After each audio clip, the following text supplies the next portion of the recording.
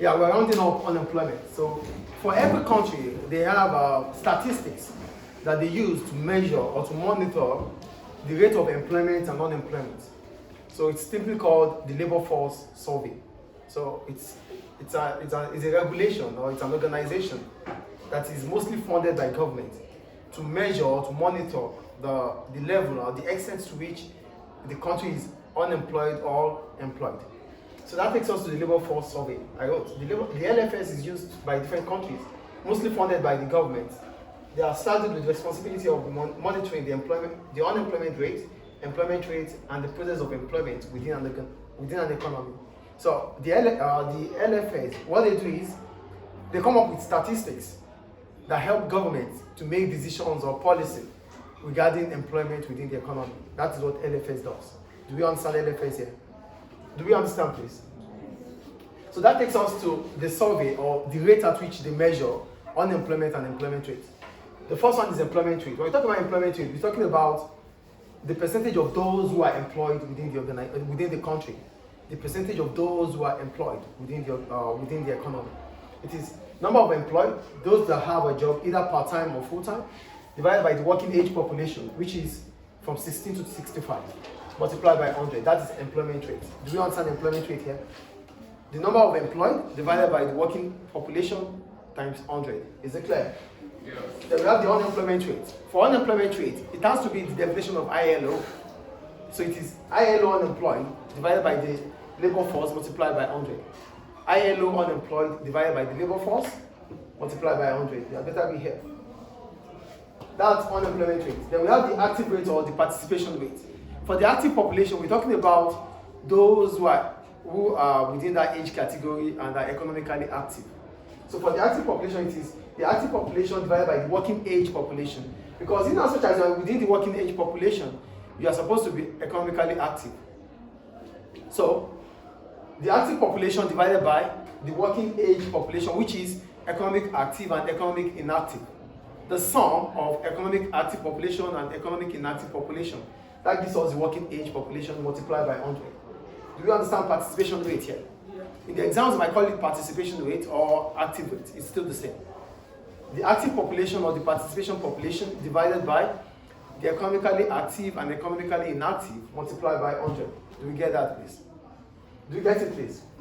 And the last one is inactive rate, which is inactive population divided by the working population multiplied by 100. Your head up, please. Yeah. Is it clear? Any question about the rates? For employment rate, it is the number of employed divided by the working population multiplied by 100. Unemployment rate is the ILO unemployed divided by the labor force multiplied by 100. The active population is the number of people that are active divided by the working age, which is economically active and economically inactive, multiplied by 100.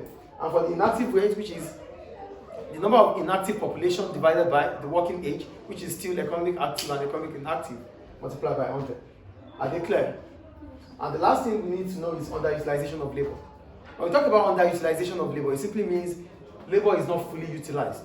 It means we are unable, a country is unable to use its resources, its workforce to reach its potential. That is underutilization. So here I go. This occurs where labor is not used to its full potentials. This represents low level of income and unemployed resources. So when you talk about low level of income, it simply means in that economy, based on the fact that some people are unemployed, it means they do not get income. Because the reward for labor is wages or salary, which is the income. Yes or no? Yes or no, please? The reward for labor is wages or salary. So that means our income is either wages or salary because we're working. So for the fact that we are not engaged, it means we lack income. We don't get those income. So that's low level of income. So if there's underutilization of labor, it simply means there will be low level of income in that economy based on the fact that people are unemployed. So how do we understand underutilization of labor? There are three things we have to put in mind. One, voluntary unemployment, which are people who should work but they feel like they don't want to work, probably because government are spending on social benefits, like unemployment benefit is higher than the average income they could earn if they are working. Please get the note I'm saying here now. for underutilization of labor or underutilization of labor, we have three things that we have to put into consideration. The first one is the voluntary unemployment, which simply talks about people that willingly do not want to work. They don't want to work. One of the reasons why they might not want to work is because government spending, government social benefits exceeds the average income they will earn if they have a job. Do we get the first point I made there? Voluntary unemployment. Voluntary unemployment brings about underutilization of labor because there are individuals, they are active, but they do not want to work. They do not just want to find jobs. So they are voluntarily unemployed. So it means they are unable to reach their potentials. That's the first point. The second one is the unemployed themselves. They seek for a job for the last 4 weeks. They couldn't get one, but they are willing to work in the next 2 weeks if there's a job available for them. It's also part of underutilization of labor. And the last one is underemployed. Who are those underemployed? They have a job, but they still need more working hours. So it means they have not still yet reached their full potentials because they still have some spare time. And this is about occupation. Which occupation is what? Any productive activity which a person is engaging in him or herself permanently to save its productivity time. So that individual has a productive time that is not used. So that is why it's still underutilized. So underutilization comes with voluntary unemployment, underutilization comes with underemployed, and underutilization comes with unemployed itself. So we have unemployed people, voluntary unemployed people, and underemployed. To give us what? Underutilization of labor. Are they clear?